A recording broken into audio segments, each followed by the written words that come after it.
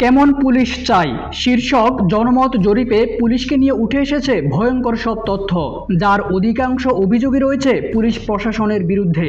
স্বরাষ্ট্র মন্ত্রণালয়ের এক বিজ্ঞপ্তিতে বলা হয়েছে, বৈষম্য বিরোধী ছাত্র জনতার আন্দোলন প্রতিহত করতে পুলিশের সহিংস ভূমিকা নিয়ে বাংলাদেশ সহ বিশ্বজুড়ে সমালোচিত হয়েছে।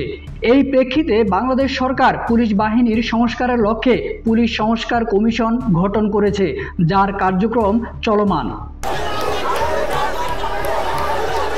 বিজ্ঞপ্তিতে বলা হয়েছে, পুলিশ সংস্কার কমিশন সর্বসাধারণের মূল্যবান মতামত জানতে কেমন পুলিশ চাই শিরোনামে জনমত জরিপ পরিচালনা করেছে। জরিপে দেখা গেছে, ভিকটিম সাপোর্ট সেন্টারের সেবায় সন্তুষ্ট নয় 42% মানুষ, বিট পুলিশিং কার্যক্রমে সন্তুষ্ট নয় 45%-এর বেশি, থানায় অনলাইনে জিডি সেবা ক্ষেত্রে সন্তোষজনক নয় 44.9% মানুষ। এদিকে নারী, শিশু, বয়স্ক, প্রতিবন্ধী ডেস্ক সংক্রান্ত কার্যক্রমটির বিষয়ে অসন্তুষ্ট সবচেয়ে বেশি।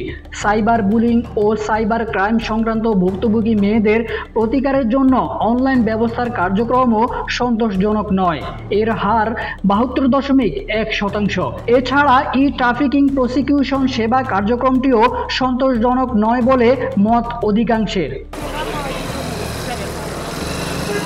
জরিপে আরও উঠে এসেছে, পুলিশকে রাজনৈতিক উদ্দেশ্যে ব্যবহারের অবসান চান 89.5% উত্তরদাতা, ক্ষমতার অপব্যবহার করে পুলিশের দুর্নীতি বন্ধ চান 77.9% মানুষ।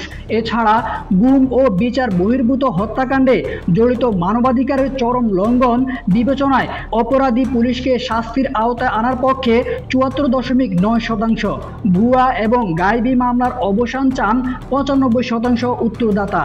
স্বরাষ্ট্র মন্ত্রণালয়ের এই জরিপে অংশ নিয়েছেন 24,442 জন উত্তরদাতা। এর মধ্যে 18 থেকে 44 বছরের ব্যক্তিদের অংশগ্রহণের হার 86.6%, উত্তরদাতাদের মধ্যে চাকরিজীবী 36.4%, ছাত্র 27.2%, ব্যবসায়ী 7.6%। উত্তরদাতাদের সর্বাধিক ঢাকা জেলার বাসিন্দা, পরবর্তী অবস্থানে রয়েছেন চট্টগ্রাম ও কুমিল্লা জেলার বাসিন্দারা।